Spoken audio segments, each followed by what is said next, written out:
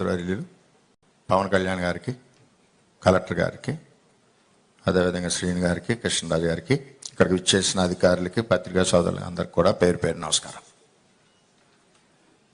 ఇక్కడ ఈ నియోజకవర్గానికి ఒక ధైర్యం ఏమొచ్చిందంటే, ప్రశ్నించే నాయకుడు మన పవన్ కళ్యాణ్ గారు. అంటే ఉప ముఖ్యమంత్రి అయ్యారు కదా, ప్రశ్నించరని అనుకోవద్దు. ఆయన ప్రశ్నించడం అన్నది పవన్ కళ్యాణ్ గారి యొక్క తమ్మురులు. దానివల్ల ఏంటంటే పేదవాడికి ఉపయోగం కలుగుద్ది ఏ సమస్య ఉన్నా. మరి రాష్ట్రంలో ఓటు చేయకూడదని ఒక పిలుపుతో ఈ రాష్ట్ర భవిష్యత్తునే మార్చిన నాయకులు పవన్ కళ్యాణ్ గారు, చంద్రబాబు నాయుడు గారు. మరి ఈరోజు రాష్ట్ర పరిస్థితి, ఆర్థిక పరిస్థితి మనం చూస్తూ ఉన్నాం. మొన్నే రివ్యూ చేస్తే రూరల్ డెవలప్మెంట్లో 2000 కోట్లకి సమాధానం లేదు మన కళ్యాణ్ గారు రివ్యూ చేసినప్పుడు. అంత దారుణమైన పరిస్థితిలో రాష్ట్రం ఉంది. ఇప్పుడు ఈ రాష్ట్రాన్ని ముందుకు నడిపించాలని ఒక బాధ్యతతో మరి కళ్యాణ్ గారు, చంద్రబాబు నాయుడు గారు పనిచేస్తూ ఉన్నారు. పవన్ కళ్యాణ్ గారికి మన అదృష్టం ఏంటంటే రూరల్ డెవలప్మెంటు, వాటర్ వర్క్స్, అదేవిధంగా పంచాయతీరాజు ఈ రావడం నిజంగా మన నియోజకవర్గానికి అదృష్టం. అలాగే కళ్యాణ్ గారు ఎలక్షన్లో బాగా దగ్గరగా చూశారు మత్స్యకార గ్రామాలు. మంచినీళ్ళు లేక చాలామంది ఆడపడుచులు సార్ని అడిగారు, అది సార్ గుండెల్లో కూడా ఉంది. మరి ఈ విధంగా మన అదృష్టం ఏంటంటే పోర్ట్ఫోలియోలు మన కళ్యాణ్ గారి చేతిలోనే ఉన్నాయి. గ్రామాలు డ్రైన్లు కానీ, రోడ్లు కానీ ఆశతో చూస్తూ ఉన్నాయి. ముఖ్యంగా ఆడపడుచులందరూ ఆశతో చూస్తూ ఉన్నారు.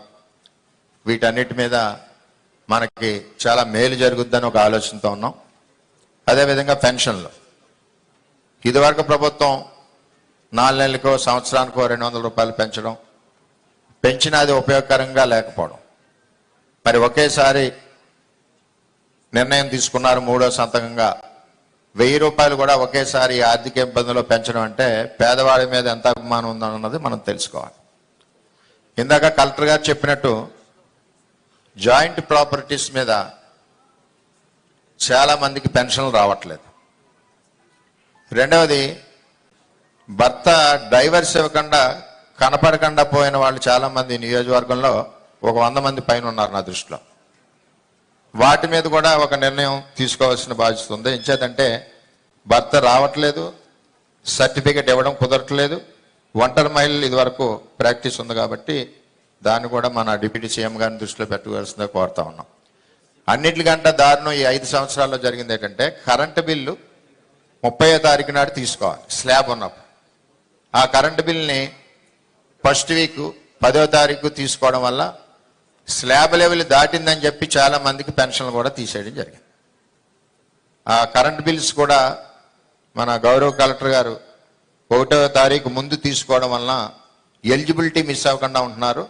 ఇంటెన్షనల్గా గత ప్రభుత్వం ఏంటంటే ఫైనాన్షియల్ బర్డెన్ పడుతుందని చెప్పి ఫస్ట్ వీక్ 7, 8 తారీఖు తీసుకోవడం వల్ల వాళ్ళు స్లాబ్ లెవెల్ నుంచి జంప్ అయ్యి ఎలిజిబిలిటీ పోతున్నారు. ఎలిజిబిలిటీ పోయాక ఆ కరెంట్ బిల్ని సరి చేయమంటే కరెంట్ ఆఫీసులోంచి 6 నెలలు పడుతుంది.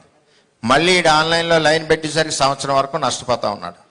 దీని మీద ఒకటి టెక్నికల్ ప్రాబ్లమ్స్, దీని మీద ఒకటి దృష్టి పెట్టడం. అదేవిధంగా అసెస్మెంట్లు, ఇల్లు అసెస్మెంట్లు విపరీతంగా టీపీఓకి ఇష్టం వచ్చినట్టు వేసుకుని వెళ్తున్నారు తప్పితే ఒక రూల్ లేదు. ఇంత స్క్వేర్ ఫీట్కి వేయాలి, ఇంత ఏజ్ హౌస్ ఉంటే వేయాలని చెప్పి ఆలోచన అన్నది లోపించింది 5 సంవత్సరాల్లో కూడా. అలా కూడా పెన్షన్లు నష్టపోతున్నారు. అలాగే సదరన్ క్యాంప్ ఒకటి మరి ఇక్కడ లోకల్గా పెట్టాలి, సదరన్ క్యాంప్ కూడా లేక ఇబ్బందికర పరిస్థితుల్లో పెడుతున్నారు ఫిజికల్ హ్యాండిక్యాప్స్ అని చేత ఇవన్నీ కార్యక్రమాలు ఉన్నాయి కాబట్టి మరి ఎంతో ఆశతో నియోజకవర్గం ఉంది.